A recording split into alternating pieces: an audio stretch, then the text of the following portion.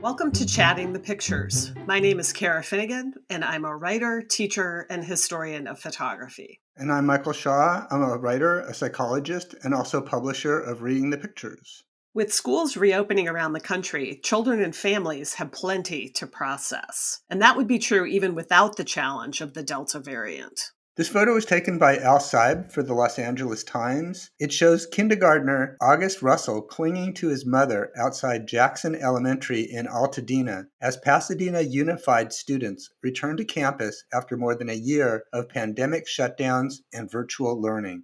The photo really initially draws our attention to his face, doesn't it? And it's almost like you can see the weight of the entire pandemic reflected in this child's face. His worried eyes, he's clinging, literally wrapping his arms around his mother's legs. This is a kid living in a time of great uncertainty, essentially being encouraged to keep going as if everything is normal when, of course, everything is not normal.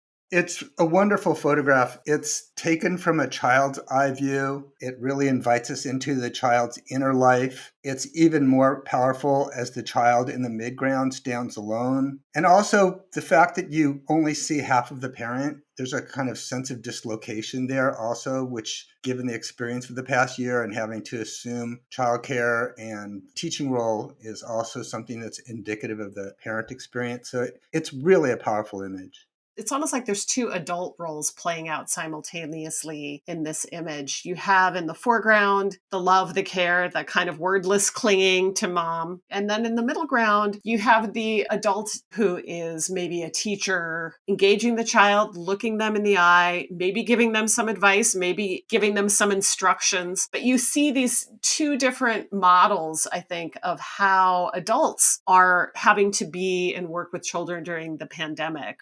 I was so heartened to see this picture leading the front page of the LA Times under the title First Day Jitters. And what struck me as much as the emotional quality of it was that it was the first photo I've seen in the news stream for weeks probably that didn't deal with the culture war and the political battle over mask mandates. It was purely about stress and childhood and COVID, and really in some ways is directing us to a much healthier focus on the stress in our culture. If we had been really past the virus in a substantial way, this photograph would still be very important and significant in terms of what we've gone through, of what the last year was like and how much the children and families have absorbed that emotionally, physically. But with the Delta virus now being pervasive, being a whole nother issue that we're having to confront and children are having to confront, you get that compound stress. That makes it that much more powerful.